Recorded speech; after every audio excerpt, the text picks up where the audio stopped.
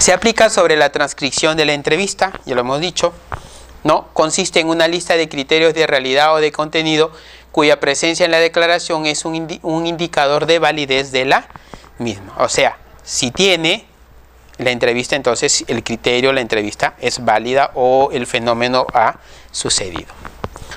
No es un instrumento objetivo, puesto que presenta un sesgo de credibilidad.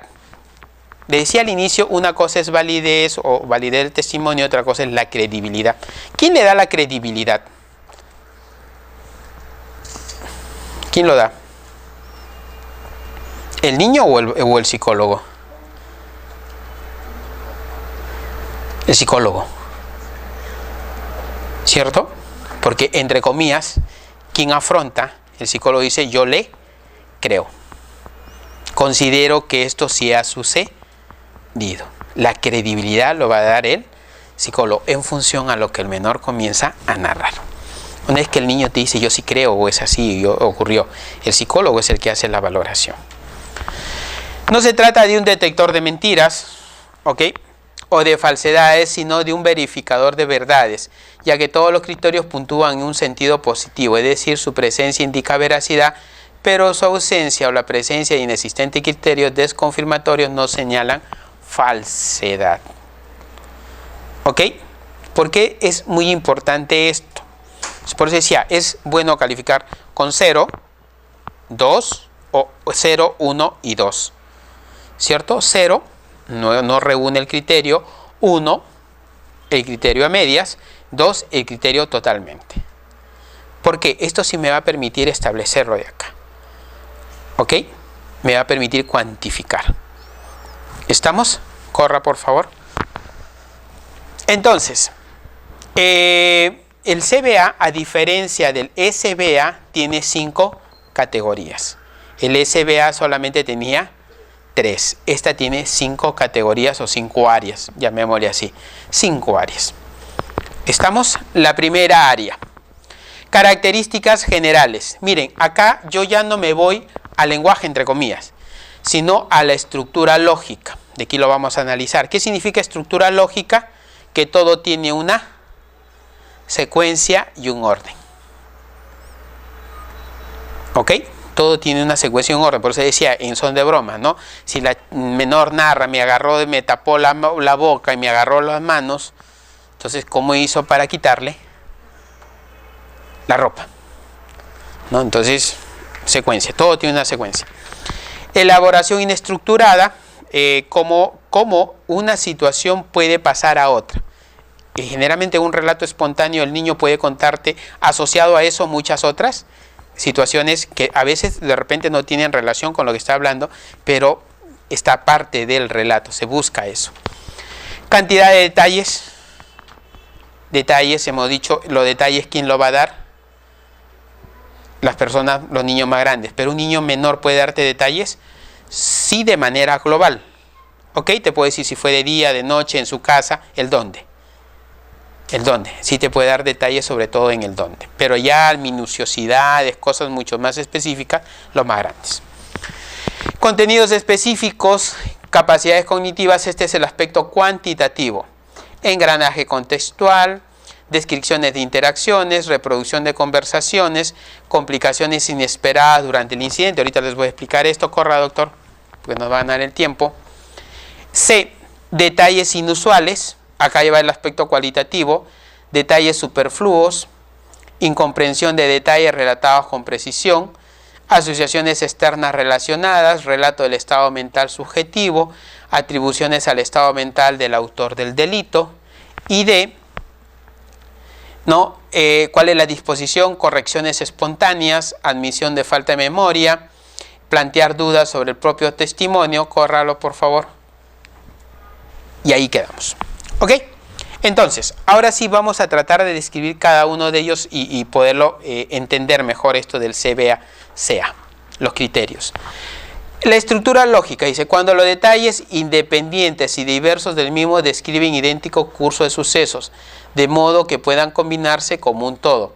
Se trata de determinar si la declaración en su conjunto es coherente y lógica, si sus partes encajan, ¿no? Si la declaración tiene sentido cumple este criterio. Vuelvo a repetir, todo tiene un orden. Todo tiene un orden. Y el menor, al momento de narrarte el hecho, tiene un principio y tiene un final. ¿Cierto? Le decía, si el niño te comienza el principio y llega hasta el final, o el adolescente, ¿el ejercicio cuál es? Que te cuente ahora al revés, del final al principio. ¿Lo hará? Si el hecho ocurrió, sí. Si el hecho no ocurrió, no. O sea, si el hecho ocurrió, sí te lo va a decir, ¿no? O sea, se va a demorar, pero te lo va a narrar. En cambio, si el hecho nunca ocurrió, no lo va a poder porque él tiene preparado un orden. 1, 2, 3, 4, 5, 6. Está preparado en ese esquema. Y cuando tú le dices al revés, le has removido todo el esquema que no sabe por dónde comenzar. ¿Ok?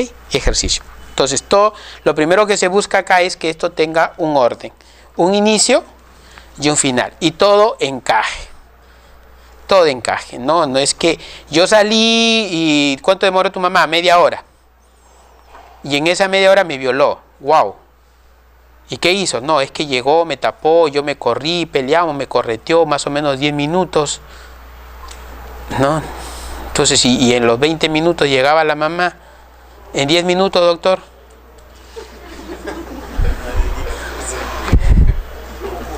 ¿Cómo cuida? Dice, ok. Ok. O sea, tiene que tener una coherencia fundamental. ¿Ok?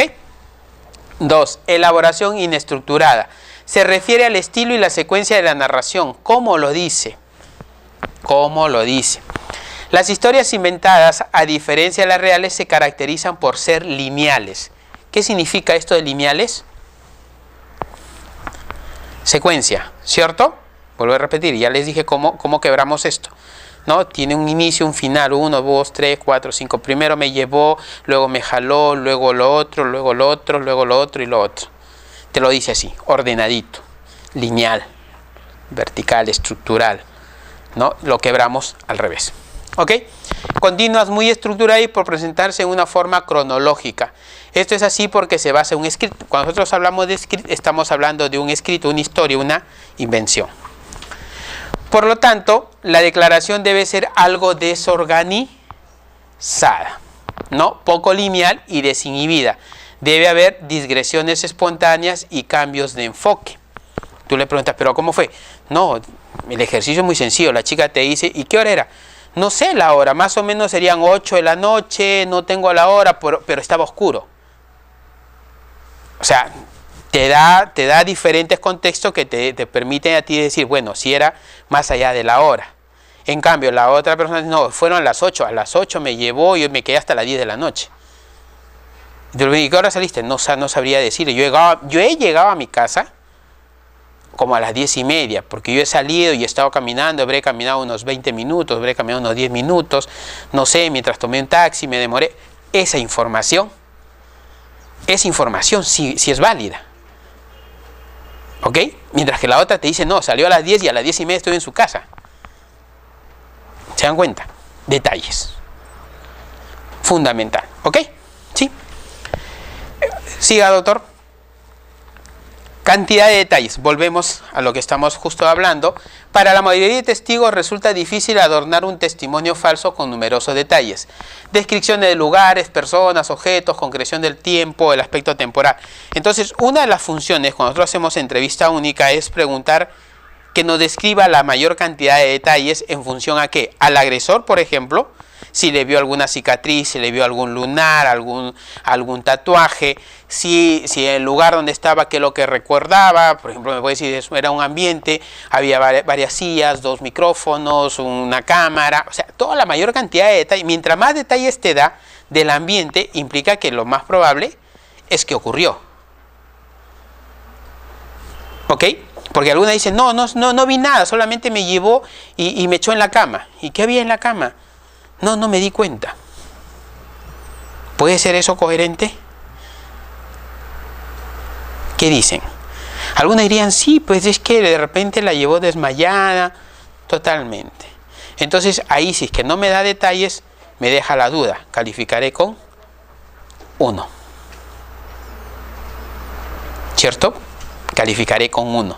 Porque me dice dónde pasó, qué sucedió, pero estoy averiguando más detalles y no me la da. Me deja la duda, califico 1.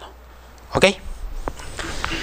Engranaje contextual. Los sucesos reales están sumidos en una realidad espacio-temporal concreta. Hay una interrelación tiempo-espacio, se encuentra entretejido en las circunstancias externas cambiantes. Sucesos diarios, hábitos, usos, costumbres, la familia, conocidos, etc. ¿Esto qué implica? Si el agresor la sacó del instituto, la llevó, entonces se supone que cada uno, traducido al castellano, cada uno tiene una rutina. Todos tenemos un estilo de vida, una rutina, desde el más chiquito hasta el más viejo. Todos tenemos una rutina. Ustedes tienen una rutina, yo tengo mi rutina. Ustedes tienen una forma, una hora de dormir, una hora de hacer sus actividades. Todos tenemos una rutina. Se supone que si hay una agresión o un abuso, esa rutina, ¿qué debe quedar? ¿Intacta o alterada? Alterada. A eso se refiere. ¿Ok? A eso se refiere. Que todos tenemos una rutina y esa rutina debe, al sufrir la agresión, debe quebrarse. Debe sufrir alguna alteración. Y no solamente mi rutina, probablemente hasta la rutina de la familia, ¿no? Porque para que haya una agresión en mi casa, y sabiendo que mi papá o mi mamá llegan del trabajo, etcétera, mientras más detalles ocurran, esa rutina, cuál es la rutina de la persona, de la víctima, cuál es la rutina de su familia, cuál es la rutina de su entorno, dependiendo del lugar donde ocurrió. ¿Ok? Bien. Corra, doctor. La descripción de las interacciones. Dice, alude a acciones y reacciones mutuas entre el testigo y el agresor. Mire, nosotros acá cuando utilizas el CBA no utilizas víctima, sino el término testigo. ¿Cierto? El término testigo. ¿Ok? Dice, la interacción entre el testigo y el agresor. ¿Esto qué significa? De que una agresión siempre debe haber, ¿qué cosa? Un diálogo. ¿Qué te dijo? Yo siempre pregunto, ¿qué te dijo? ¿Qué te dijo? Porque para poderte llevar, jalar, tiene que decirte algo. O te amenaza, o te ofrece algo. Ahí radica la diferencia. No, me dijo que me iba a comprar mi pantalón. Me dijo que me iba a dar ropa. Me dijo que me iba a dar 20 soles. Entonces ahí estamos hablando, entre comillas, la figura va a cambiar ahí y lo van a tipificar como una seducción porque hay un ofrecimiento. No, me dijo que se iba a casar conmigo, las adolescentes sobre todo. Me dijo que se iba a casar. Y ya son como 6 veces y no se casa. Entonces la figura ahí cambió. Entonces ese diálogo, el previo, el antes de, ¿no? Es muy, yo siempre en son de broma y en son de serio también, al igual que lo de de no asearse después de una agresión, siempre digo, el agresor sexual se tipifica en 2 comportamientos.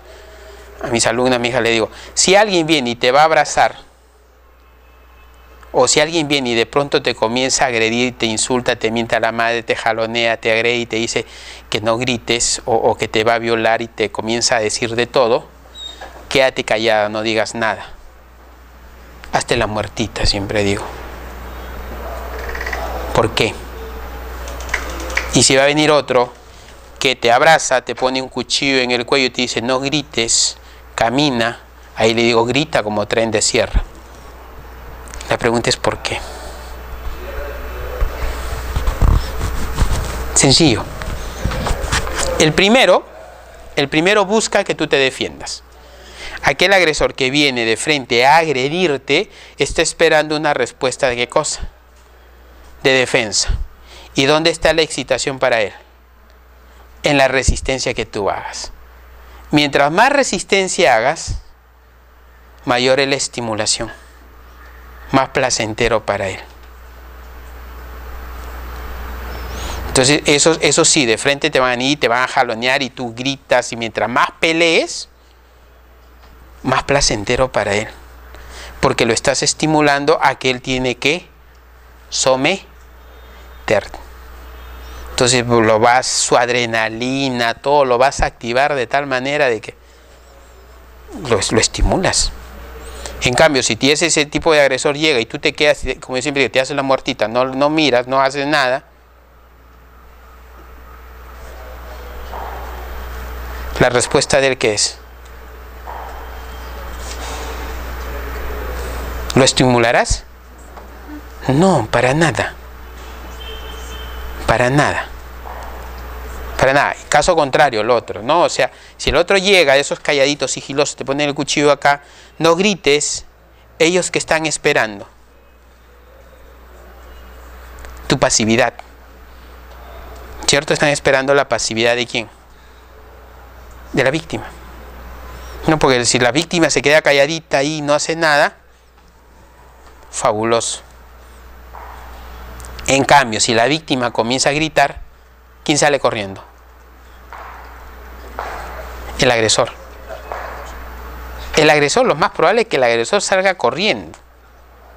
¿Por qué? Porque él estaba preparado para lo otro.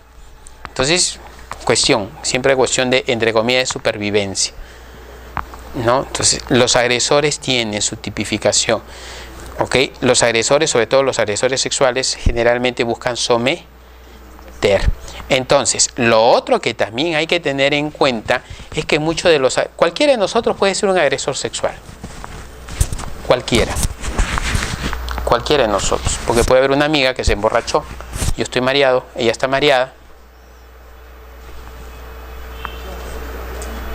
Sí, te pueden denunciar, porque la chica dice que al día siguiente ya no se acuerda. Y ya estás denunciado, ¿por qué? ¿Por agresor sexual o no? ¿Eres agresor sexual o no? Claro, porque la señorita al día siguiente dice, yo era virgen y él se abusó de mí, yo estaba borracha, se aprovechó. Por eso cualquiera de nosotros puede ser un agresor sexual. Así como cualquiera de nosotros puede ser víctima de un delito, cualquiera de nosotros puede cometer un delito. Para cometer un delito no se necesita ser delincuente. Y para ser agresor sexual no necesita ser tampoco delincuente. Los chicos, yo los fastidio mucho a los universitarios que tienen 18, 19, 20 años, que les gustan las chiquillas, los chiboleros. Claro, ¿no? 18 años, la chica 15 años, denunciado por agresor sexual.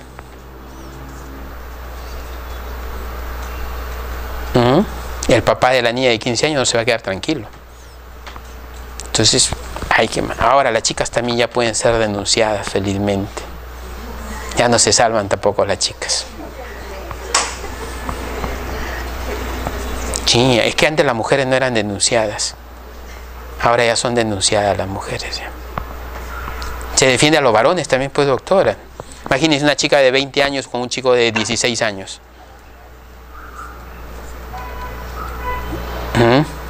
Ya la pueden denunciar por violación. Ya el nuevo código ya lo establece. Ya. Entonces hay que cambiar eso. Volvemos. Entonces le decía la interacción, cómo se da y el tipo de conversaciones que han tenido. La conversación, cómo sea la agresión, cómo aparece, esa situación es propio. Siempre va a haber una conversación entre entre la víctima y el agresor. ¿Qué te dijo? ¿Cómo lo dijo? ¿Para qué te dijo? ¿Y qué otras cosas te dijo? ¿No? El agresor que viene violento te va a mentar la madre, te va a jalonear, te va a insultar, te va a decir de la A a la Z. ¿Y cómo reaccionas tú? ¿Cómo reacciona la persona? ¿Ok? Corra, doctor. No. ¿Ahí termina? ¡Oh, su macho! No, faltó una. No, falta. Oh, faltó. ¿Se borró? No, ahí está, ahí está. Suba, suba, suba, ahí está. Ya me había preocupado, suba. Suba, suba. Ahí está, doctor, siga. Ahí es, ahí sigue. La 18, ahí. Ahí está, ya me había preocupado, decía que raro. No, porque supuestamente tengo que explicarles todos. Las complicaciones inesperadas durante el incidente. Esto es muy importante. Esto le da mucha credibilidad porque la persona, la adolescente te dice, me estaba jalando y en eso vino un amigo, hubo ruido, hubo bulla, alguien llegó, ¿no? Y dejó. O sea, hay cosas que muchas veces esos detalles te es parte de la credibilidad. ¿Ok? No es que toda la historia ocurrió y nadie se atravesó, nada de esas cosas. ¿Ok? Siempre hay detalles inusuales, cosas que pueden interrumpir o darte información propia de la experiencia. Eso es fundamental. Los detalles, bueno, las complicaciones, los detalles inusuales, los detalles sobre las personas, objetos, eventos que sean extraños, algo inesperados y sorprendentes, pero que no obstante no son irreales. Vuelvo a repetirle ese tipo de circunstancias. Los detalles superfluos son aquellos que el testigo narra con precisión, pero que no forman parte del curso principal del acontecimiento sexual objeto de la entrevista, sino que son periféricos y no contribuyen directamente a la alegación, se apartan del relato y consecuentemente es poco probable que incluyan una historia inventada. Esto es muy importante. Porque te dice, no, estaba yo en ese lugar había otra chica, había otra persona que no los conoces. ¿Ok? Había una persona, cuando nosotros caminando, había un señor que me miró, el señor es tal cosa, y te da otros detalles. ¿Ok? Esos detalles superfluos, por eso decimos los detalles que no tienen nada que ver con la experiencia en sí, pero que sí pueden darle consistencia a que el evento ocurrió, porque te dice, no, yo estaba caminando y me tenía amenazada con el cuchillo, me había puesto acá, y cuando pasó vi que una chica venía, le quería decir algo, hacer una seña, pero no podía porque me hincaba y me decía cállate. ¿Ese detalle es muy importante? Sí, le da validez, le da credibilidad. Sí, pues, porque ese detalle no tiene nada que ver con ¿qué? Con el hecho que es la agresión sexual, pero sí está relacionado en general con la situación que ha vivenciado. ¿Ok? Corra, doctor. Detalles relatados con precisión que se malinterpretan. Esto es sin duda uno de los criterios de mayor peso, pese a ser tan poco frecuente. Acciones o detalles que el testigo describe con exactitud, pero que no comprende y que sí entiende el entrevistador. Interpretar el semen, por ejemplo, como orina, gemido de dolor. Hay niños que te dicen, o las chicas que te dicen, la niñita de 8 o 9 años, se orinó y era blanco. ¿No? O botó, te dicen alguna niña, botó como una babita y olía feo. ¿Ok? El niño no te va a decir que semen, ¿o sí? No, te va a decir que de repente se orinó, que era como leche, que era blanco, que olía feo. O sea, esas características propias, ¿no? Que el hombre, esos detalles que probablemente permiten identificar e inferir que estamos hablando de una relación sexual, o una penetración, un acto oral, cualquier cosa, una agresión sexual. Asociaciones externas relacionadas. Este criterio es uno de los más confusos en cuanto a su descripción. Se da cuenta el testigo, relata conversaciones referentes a otros sucesos de tipo sexual que tuvieran lugar fuera del incidente específico que de algún modo se relaciona con el mismo. Estos otros acontecimientos de tipo sexual que califican como asociaciones externas en sí y por sí mismo tienen escaso valor. ¿Esto qué? Se supone que en una situación de abuso sexual, una de las consecuencias, ¿cuál es? La conducta sexualizada, ¿de quién?